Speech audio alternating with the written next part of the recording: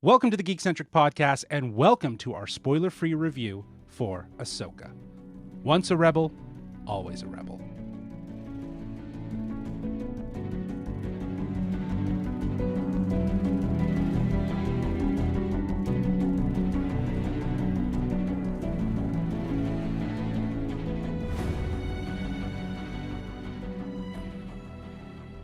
Hello, I'm J-Law, but you can call me Justin. And if you're joining us for the first time, well, we are Geekcentric, a podcast covering the world of movies, TV shows, toys, collectibles, gaming, and all things geek-centric. And today, it's all Star Wars-centric as we get into our spoiler-free thoughts for Ahsoka. Joining me today, they're usually the bad batches of the Geekcentric. Today, they're my rebel squad, the Phoenix Squadron, I will say. We are joined by Meg, Darcy, and Nate. How are we feeling, my rebel friends? I am no Jedi, Justin. He didn't say Okay. you were a Jedi.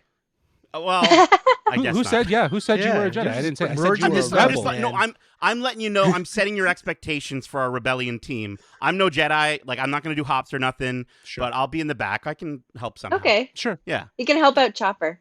There Yes. you go. Can I be the guy? I'll be the Ned. I want to be the guy actually, on the computer. let's just have fun here for a second. Who would we cast as each other as part of Phoenix Squadron? I totally am with Meg. Whoa. I would say Nate is Chopper. Is Chopper? You know, he's got 100%. like that thing where it's kind of like he's nice, but you don't know if you can trust him because he He's might just make so a bad dramatic. decision. He's so He's a bit dramatic. dramatic, Yes. I And might so push dramatic. you off a cliff and you fall to your doom. but then and he'll be there to explode. save you at the same time. Exactly. Like I totally agree. But how about for Darcy? Who do we think? I would think Zeb. I don't know about you guys. I'll take it. I'll take I like it. Yeah. Zeb. I think Zeb's a pretty accurate character. I think to so describe. too. Yeah. Yeah. Yeah, Saucy. I smoke Yeah. a lot more weed than he does. I dabble But with you the don't know spice what Well, he we don't know smokes. that. Yeah, he's pretty chill for someone who can be sometimes aggressive. You know, Yeah. I he's guess got that does thing kind of for- fit. I when I snap hard. Usually, I was just at a metal concert last night, and I was in the pit and just all over the place. So yeah, Wow. no, there is There you aggression go. in me. What's Darcy, what are your thoughts on Melu Run fruit? Is that what it's called? Meliron fruit. I like him. I can't remember what he does. Does he hate them? It's been so long since He- I watched Rebels, man. Oh, well, we will be talking about that. As we continue here, though, I would have to say, Meg, you know, we're surrounded by, in Rebels, we're surrounded by so many fantastic, strong female characters. I'll leave it I up would to have to you to agree. decide who you feel like you embody or in spirit is from the Phoenix Squadron. I mean, I want to say that I relate to. It's hard to say. I want to be Hera. When I grow up, I want to be Hera. Yeah, but but you're Sabine. I think I'm Sabine. Yeah. That's what I was. I gonna say. think the attitude comes out when it needs to. Mhm. Yeah, and the artistry. Yes. You've got the Thank artist's you. eye. Yes. Mhm. Oh yeah. I didn't even. Well, I equate think that you part. actually have the best of both. I think yes, the artistry, Thank you. the attitude, but I also think you know when you need to be a leader and probably rein some people in when When you I need gotta to. rein in these geeks. There you go. Exactly. I can be the head pilot. There you go. I don't know who I would be. I would like to think that I could probably be someone as wise as Kanan, but probably No, not. you're an Ezra. dude. I'm probably an you're Ezra. more at Ezra's level. Yeah, you might Season be a 1 or 2 Jason. Ezra too. You Like, might don't give even him be that like bit a of growth. Jason. Yeah. Jason Syndulla. Syndulla? Come on. Yeah, dye your hair green. I think you'd fit the bill, dude. Well, think you you know, can do it. we'll do an AI thing, and I'm sure someone will Oh God. make me look Or like him. let me do it. Yeah. Let me do it. There you go. There you go. I would Yeah. generally appreciate that. No, hold on. I got it. You'd be Hu Yang, man. Oh, You're Yang, Hu Yang. a robot. There you Okay, go. fine. He's incredible. He's so wise. And he So guides wise. the stuff. Oh, he's Yes. great. Well, Also he's has origins in Doctor Who relations. So great. oh for sure. There you go. He There you can go. love Maybe you be a better Huang. On all I wouldn't honesty. say no to that either. I know how to build lightsabers. I'll take that too. Yeah. Awesome. Well, before we get to the synopsis and the cast, I want to pause and remind you listening that we here at Geekcentric support the WGA and the SAG-AFTRA as they strike to get the contract that they deserve. Without incredible writers and actors, we wouldn't get all the wonderful stories like the ones from a galaxy far, far away that we love so much. So if you also want to support the actors and writers of the things we love, you can do so by checking out the links in the show notes below. Now, let's get to the synopsis. Star Wars Ahsoka, set after the fall of the Empire, follows the former Jedi Knight Ahsoka Tano as she investigates an emerging threat to a vulnerable galaxy.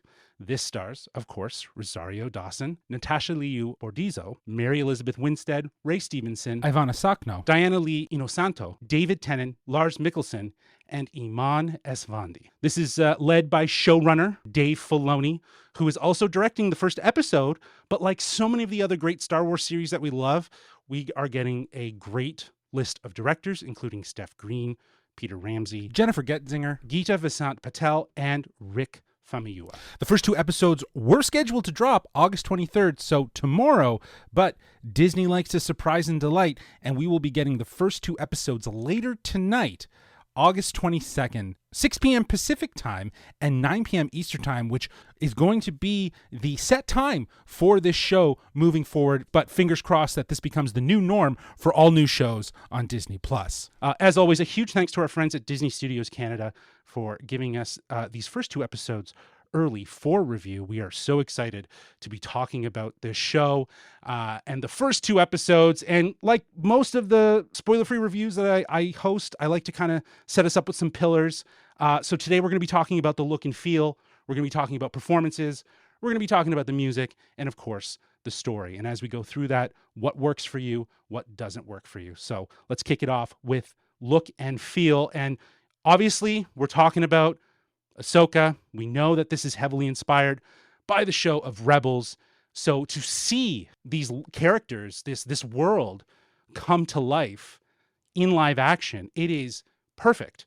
It is given the high-level Star Wars treatment that gives it a sense of validation and justification in the Star Wars universe. We know the stories matter. We've always known that. But, you know, in our mind, we've always said that's animated and this is live action. And now this is where the lines are completely gone. And I got to say, this is one of the strengths. That the first episode especially felt like a Star Wars film. It was just pure magic with this ballet of dark and light and just everything that you get in the cinematography that, you know, speaks to that. It was so well done. So look and feel is off to a great start in these first 2 episodes. Yeah, it really does feel like Filoni, you know, they're just like, don't worry about budget. We're just going to make it happen.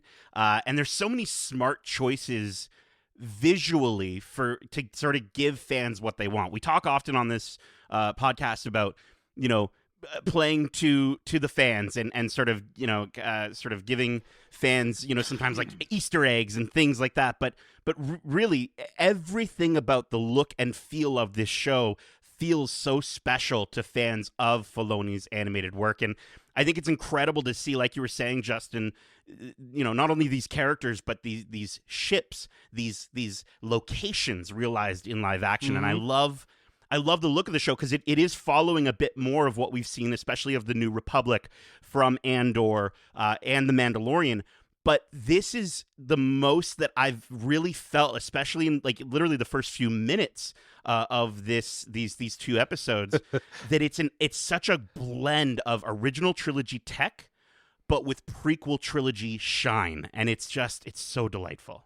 Yeah, and you know, it's funny you mentioned original trilogy and prequel trilogy because I feel like there are multiple moments throughout these first 2 episodes that are calling back to the original and the prequel trilogy just through the way that they're shooting or approaching a scene or a character's entrance into a certain area and stuff like that. There are so many moments where it's like, oh my God, the feels are happening from when I was watching the prequels as a young kid or original trilogy with my brother in the basement and stuff like that. So it's, yeah, that classic Star Wars feel is all over it, while just Dave Filoni shining through every other part, and it's such a great marriage. And with like the tech and budget of today's movie and TV making, right? I would also even say a callback to a lot of the old school Star Wars is the editing.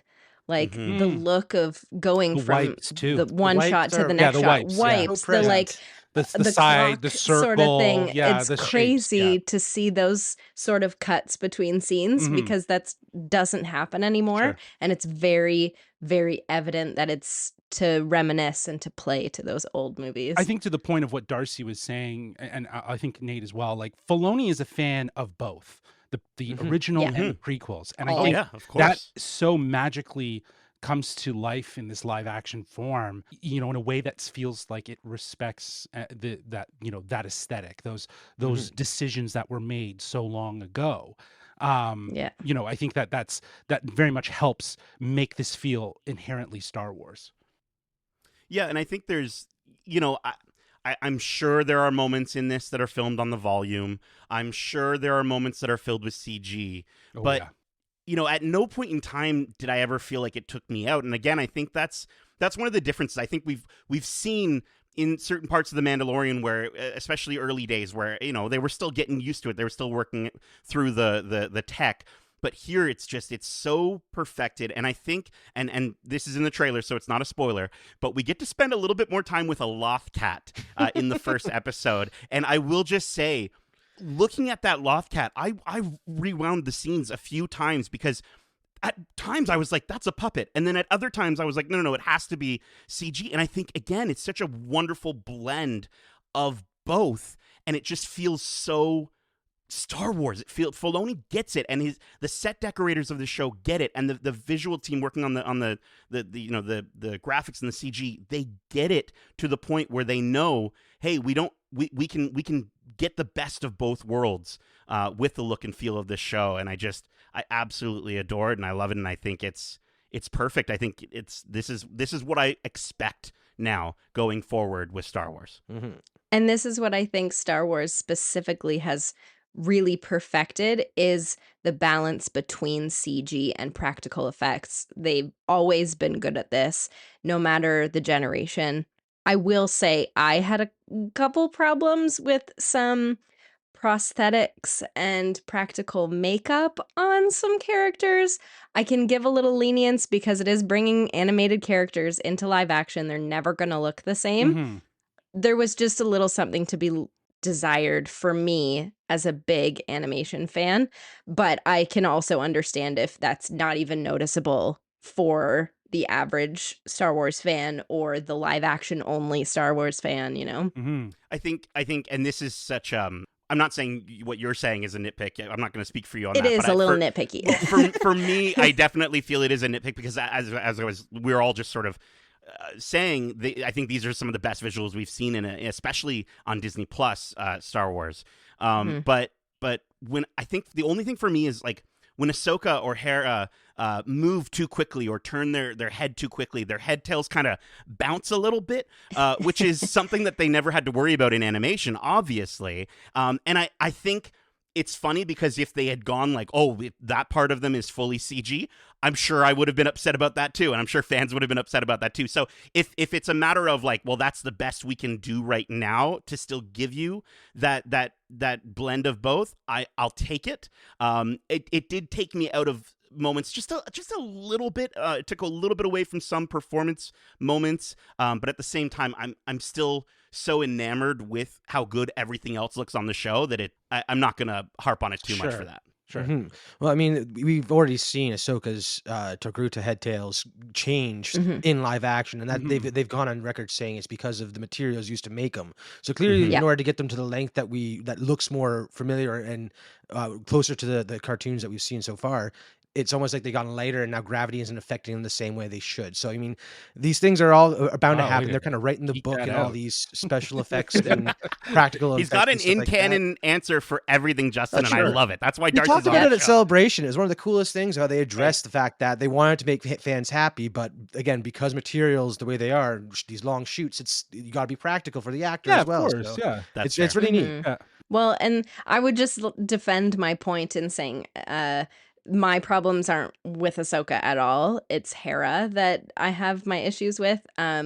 We've seen Twi'leks in live action Oh, I before. see. Yeah. So for her headpiece to be so altered and feel really huge on her head compared to other Twi'leks we've seen where it looks way more natural and it doesn't take me out at all.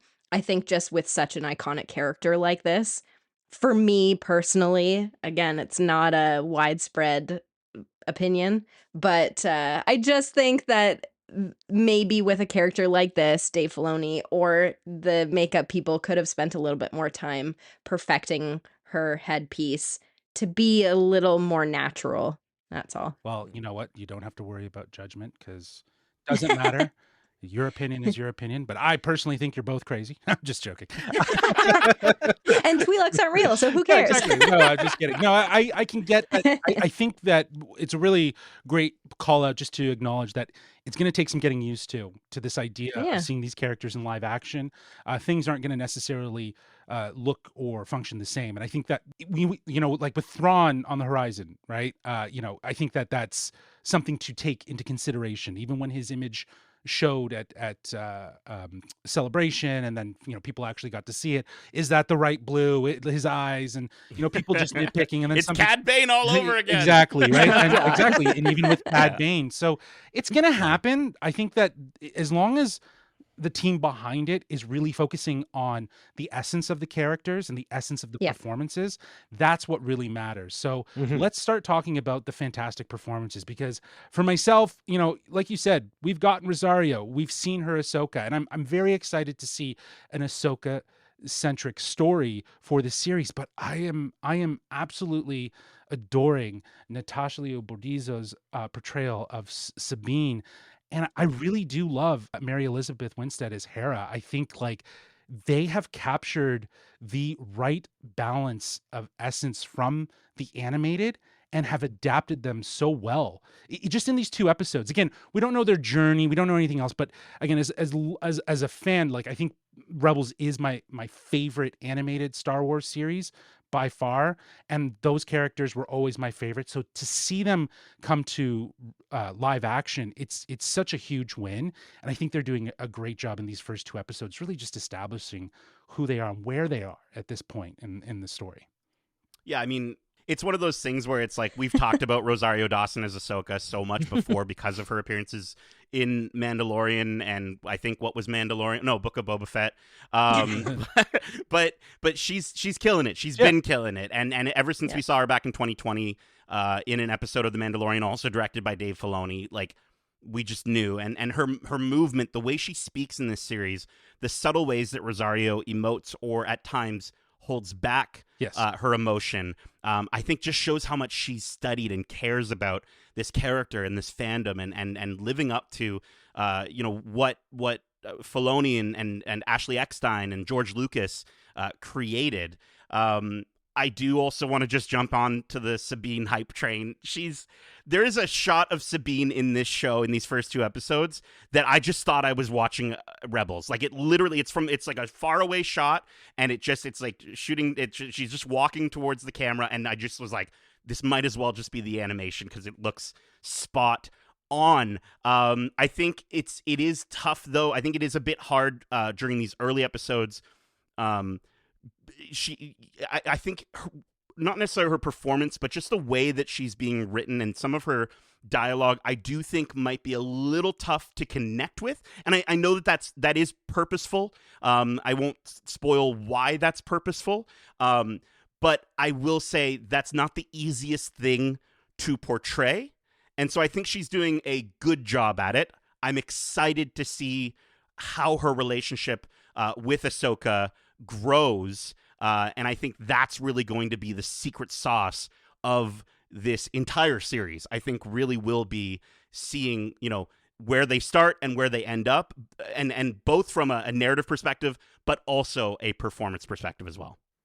I mean, while you're talking about those 2, I could also heap praise on them as well. I mean, I'm sure we will in the future watch clubs and everything going forward. But just, I want to shout out Ray Stevenson, and I feel like the fact that the most familiar, like I'm most familiar with him as Volstagg, which is a very small role, and it's more his voice acting in the Star Wars universe. So, getting them to see him portray this, you know, dark Jedi in Balin's skull is just incredible, and I can't wait to see how his.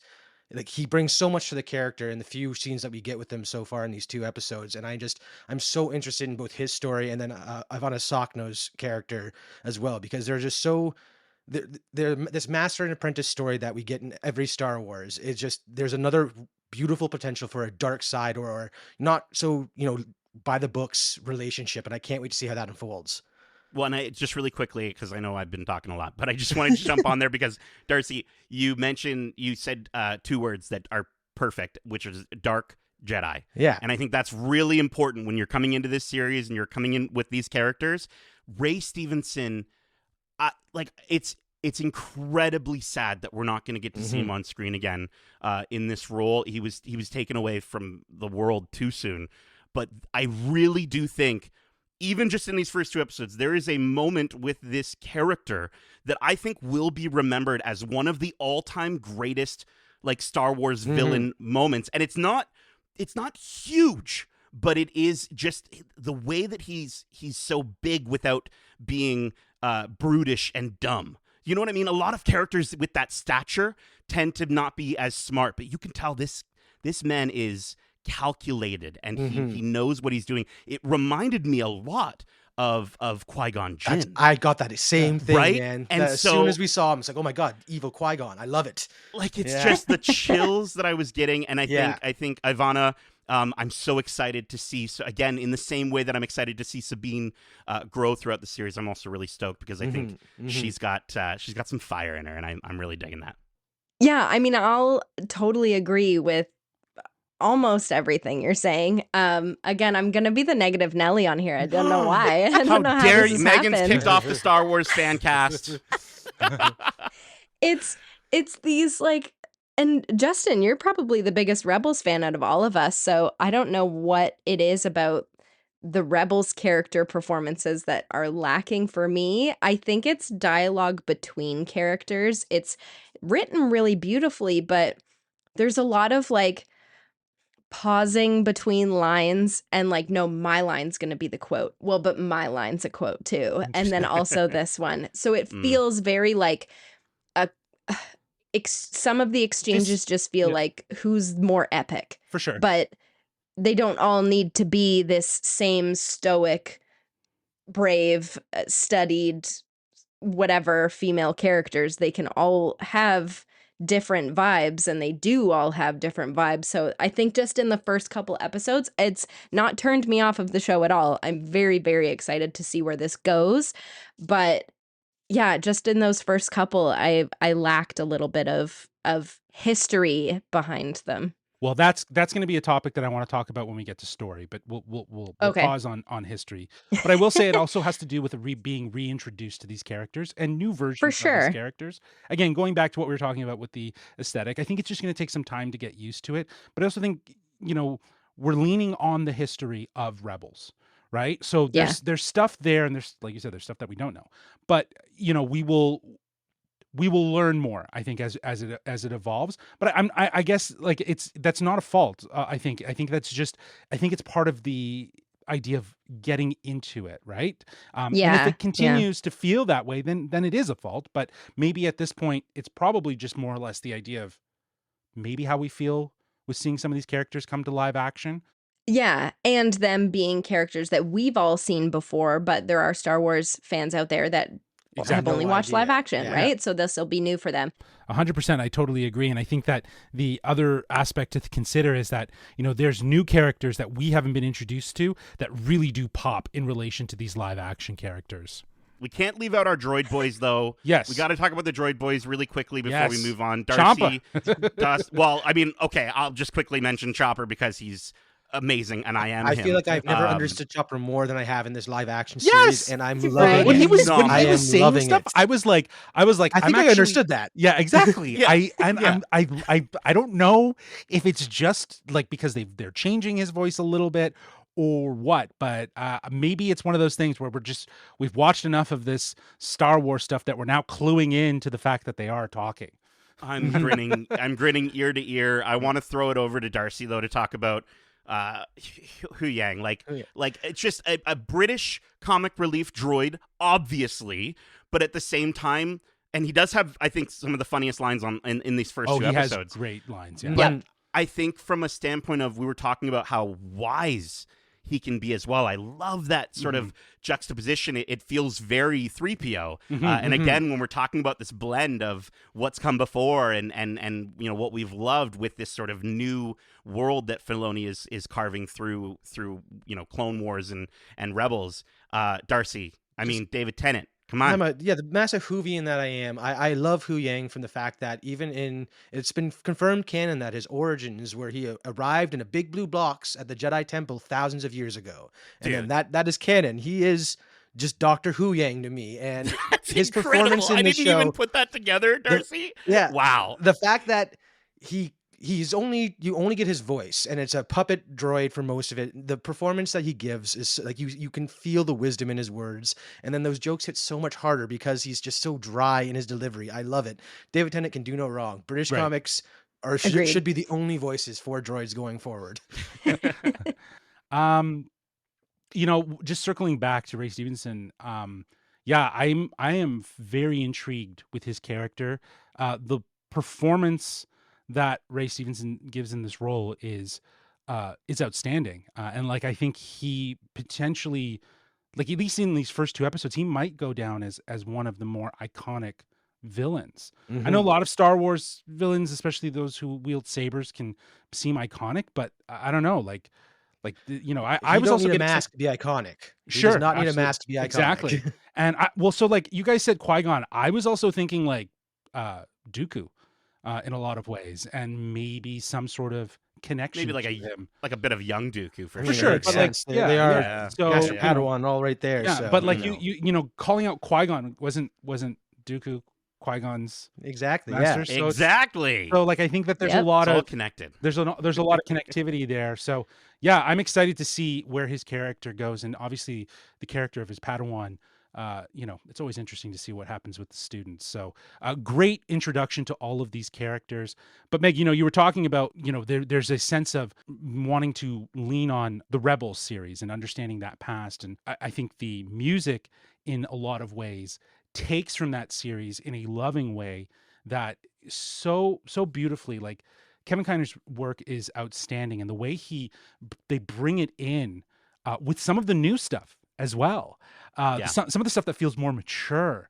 But you hear the That Ahsoka outro theme. slaps, man. Oh man! But you Oh, hear that Ahsoka theme, but then you hear like the flutes and a lot of other elements that come into play, and then you get into like the Phoenix Squadron's theme, and at some point like you just hear it sprinkled and sparkled throughout each episode. It's really really nice, and it reminds me of the first season of Rebels, where it leaned really heavily on John Williams music to help unify how Rebels fits into Star Wars canon. So I think that this is doing the same thing from the music standpoint, but I think it's a little less obvious because again, the score might not be known by everyone, but when you hear, the Jedi song or this, a New Hope song, if you will, or Princess Leia's theme, like, when you hear those. So here it's handled in a really sort of delicate way, which I like.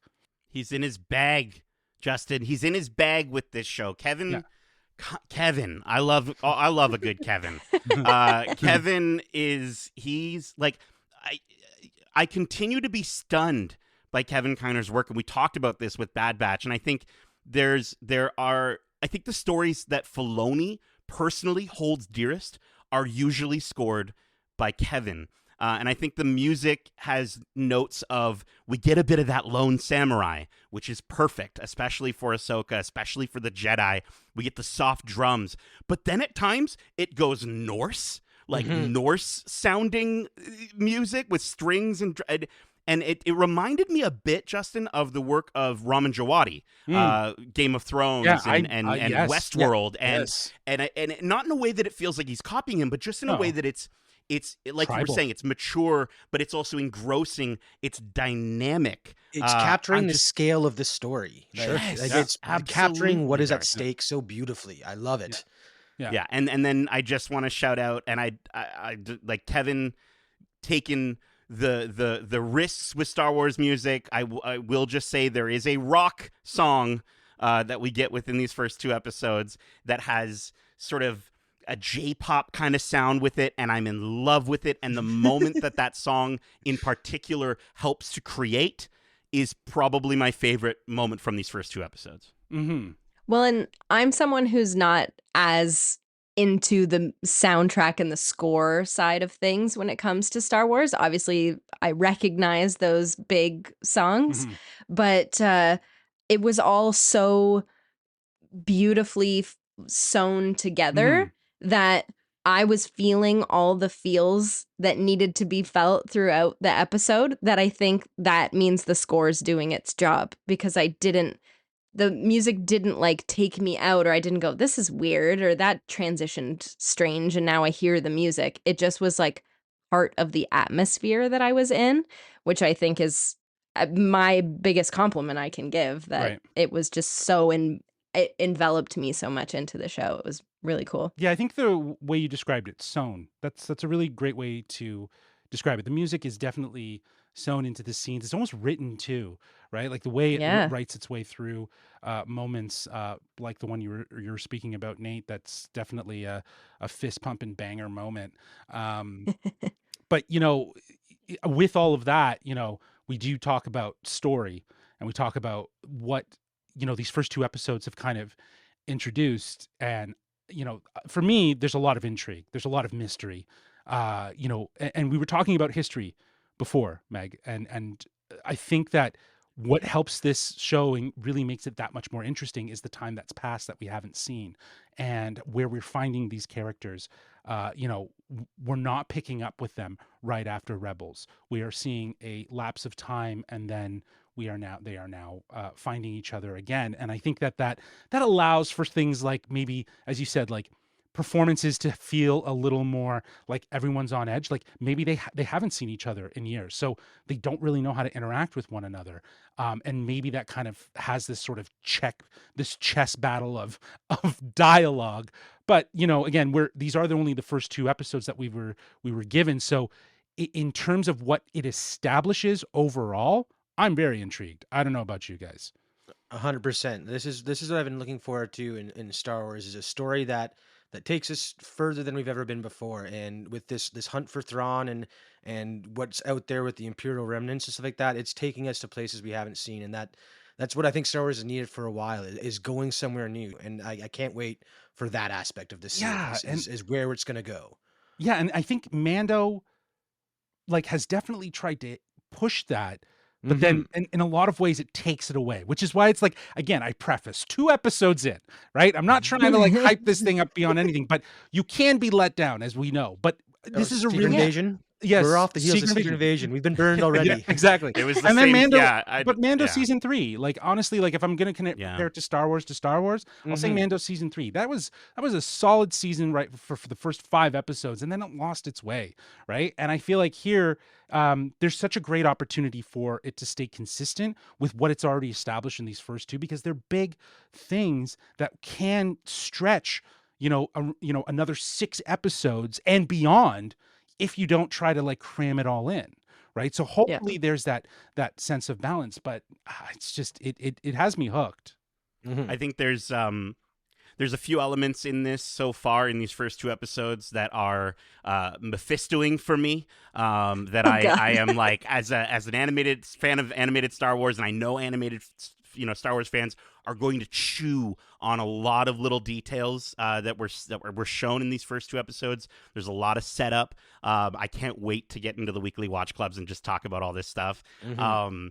But I think the search for Thrawn is something that was set up again back in 2020. It's so fantastic that we're finally getting to this payoff. And I mean, for Rebels fans, it's an even bigger deal. And I think the show, from what I can imagine, and what I kind of I kind of see within these first 2 episodes, is, yes, it's going to celebrate these incredible characters of Ahsoka, Sabine, and Hera, and their sort of relationship. But I do think at its core, it is very much the master and the apprentice in more ways Yes. than one. And I love that aspect to it, because even though it's been so many years for Ahsoka, as you were saying, Darcy, she's now at the furthest point that we've ever seen her in her life.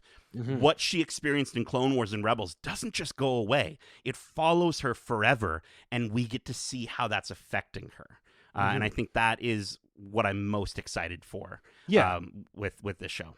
Yeah, the name, the title, Ahsoka, her grief, her regrets, her decisions that she's made, which we've seen a lot of in, obviously, the animated form.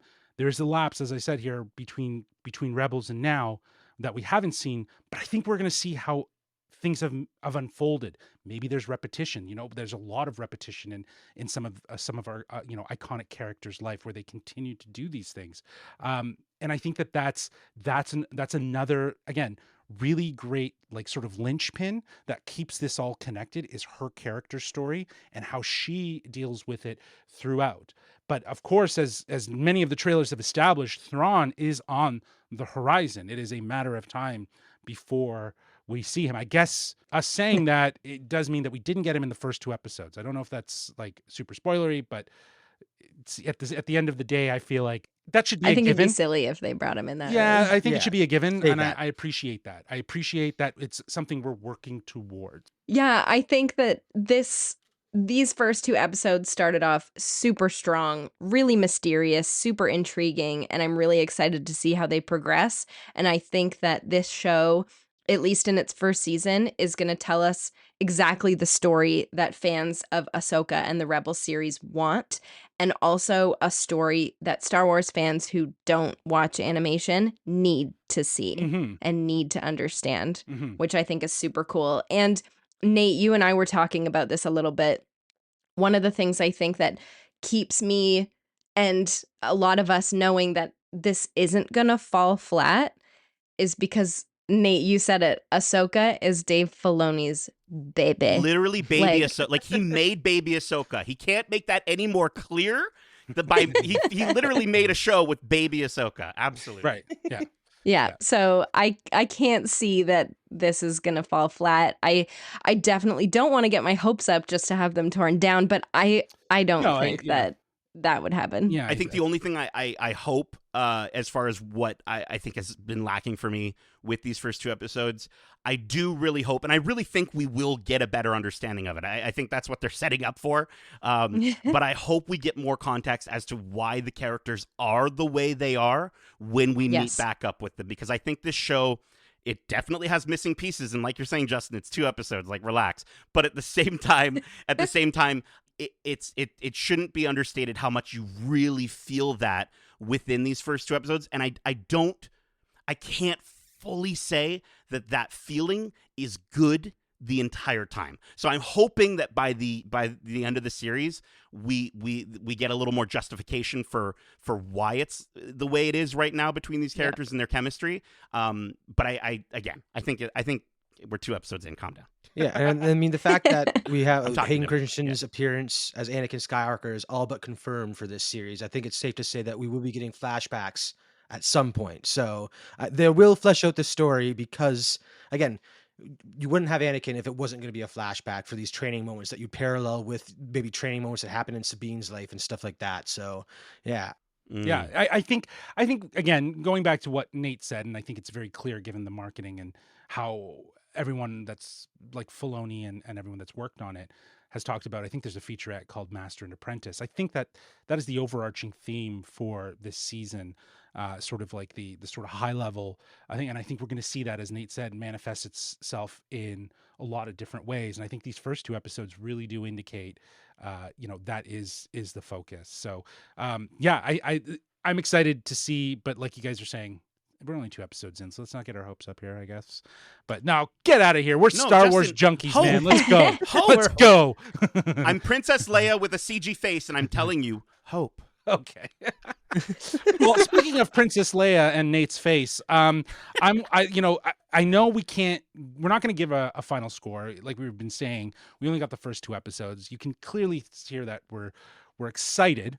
I would say enamored. I would say enamored. Yeah. Yeah. I'm Intrigued. Intrigued. All the buzzwords that can describe someone that's happy. It's a spectacle. Yes, it's not. Well, maybe it be a spectacle. There you go.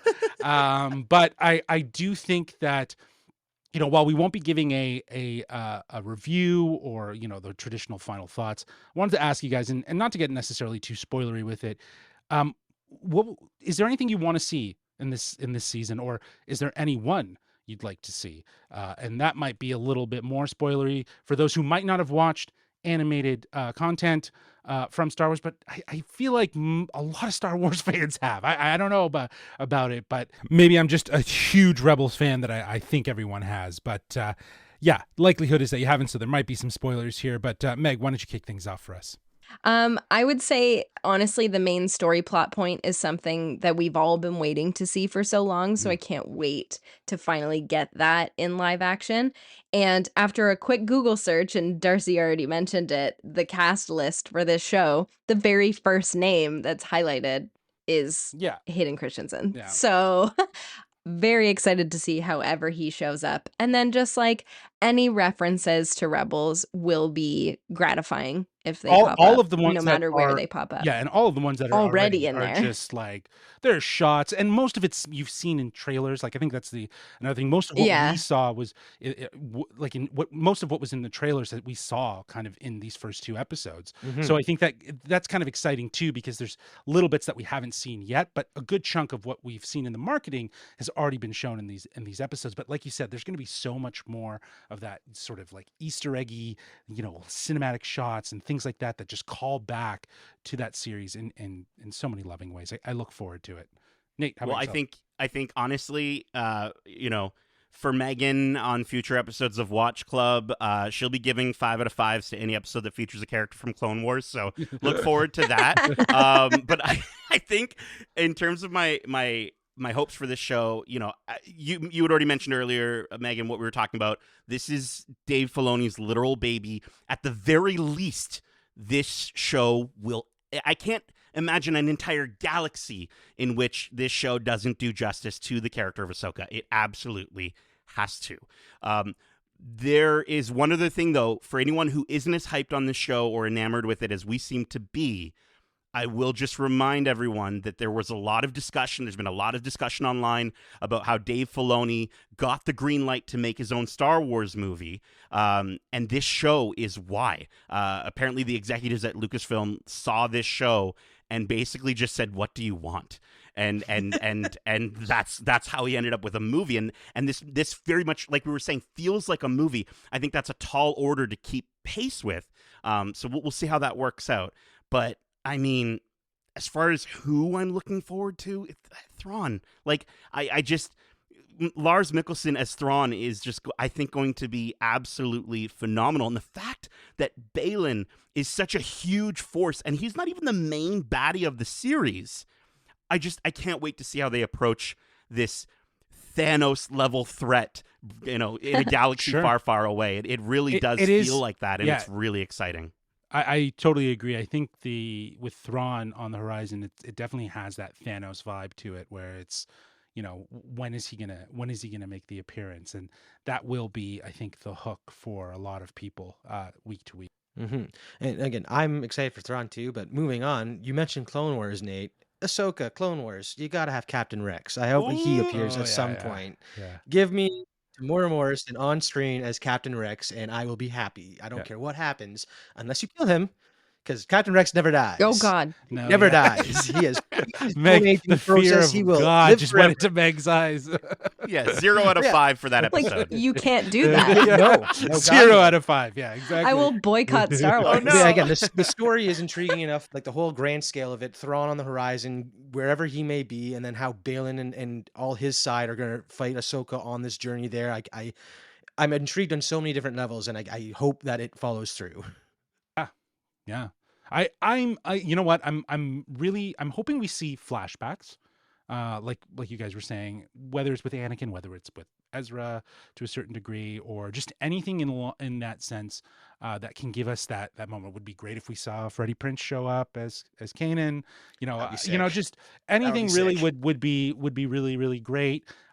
There's so many great characters from the Rebels series and from Clone Wars that that cross over and we see them. That would be fantastic. But I guess the most anticipated has to be Thrawn. Like Nate said, this is the Thanos level character. This is a character that Star Wars fans before animation would want Thrawn in live action. Do you know what I mean? Before Star Wars animation was anything, they wanted Thrawn somehow in a live action form. So years and years of that, finally coming to this. And yeah, like I have to say, like it's all up in the air. Any of it's possible because Filoni is definitely steering this ship from a writing standpoint.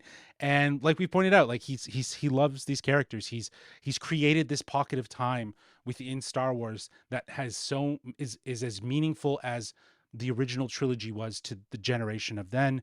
Rebels is meaningful to so many people, and I think that it's definitely all possible. And I love that he's getting his own movie. He's going to get his own movie down the road, and I bet you a lot of it again has to do with the fact that when the producers saw this, or when Lucasfilm saw this series in its realization, they were like, okay, it's time for you to do a movie, because they made it quite clear that they were always hopeful that Dave Filoni would someday direct a movie because he's so passionate about Star Wars. So yeah, I think that, if those rumors are true, that executives saw this and they said, it's time for you to do a movie, then it's clear why. I mean, but, what if just really quickly, what if Thrawn is literally Thanos and that movie literally is Endgame? And it's all the characters coming together. I don't. Yeah, well, there's not going to be portals, but I don't know. Who knows? But, I mean, there have been portals in Star Wars. There have been. I don't disagree. Mando with that. Grogu says assemble in his little Grogu Oh my voice. God. And then heroes from across time come up from the portals. Oh my God, Okay. look at that. The scale you're Well, painting there. Justin's like, that's We're enough. crossing. We're streaming. Universes. There's really a multiversal quality. But Darcy, you said like take it anywhere. Go where you want to be. Don't go to like the MCU, like you guys are talking about. But do something. But introduce something new and something different that can kind of maybe open the minds of Star Wars fans and their perception of this galaxy and what this galaxy looks like. But yeah, I think that's it, guys. That's it for our spoiler-free review for Ahsoka. How you guys feeling? Feel like you got a lot out there? Oh, Yeah, dude. Yeah. Even I'm just looking that forward last to watch thing. clubs. I'm Yes. looking forward to watch clubs to actually Well, break down some of this stuff. Perfect Watch that clubs. you mentioned that, because let me tell you, like Darcy just said, we are not done talking about this show. We will be starting our watch club for the series as of tomorrow, and we're going to get into all of it, all the stuff that we tried to avoid to talk to, maybe not effectively, hopefully, but we will get into details about for episode 1 and episode 2. Just a little footnote about that: we are going to do 2 episodes, one for episode 1 and one for episode 2. We were thinking of doing one big massive episode because they are being released at the same time on Disney Plus, but because they're so meaty, there's just so much to chew on, and we know we're about to really get into it. We've broken it up into 2 episodes, so you'll want to make sure you watch both episodes and then look at your podcast feeds to see.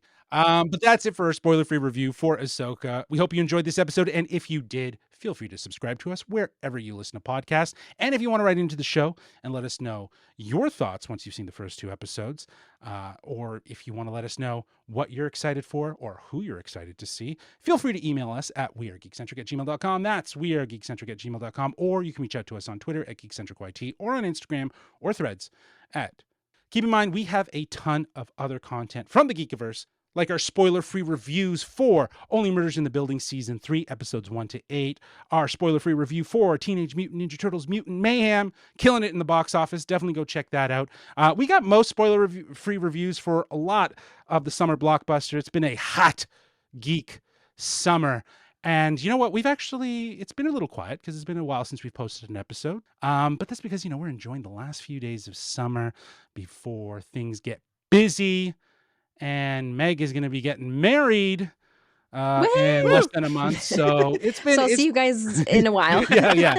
So this will be a little while, maybe a watch club if possible, but we'll try to make it work. But other than that, it is about to get busy. As I mentioned, watch club is going to be starting, but I am happy to share that later this week, Geekcentric will be at Fan Expo, covering the event as press. We are going to be there not all weekend, but we're going to be there Thursday, Friday, and Sunday. And we're going to be checking out panels. We're going to be recording stuff. If anyone who's listening is going to Toronto Fan Expo, be sure to look out for us. We'll be wearing our Geekcentric sweaters, so come say hi and say what's up.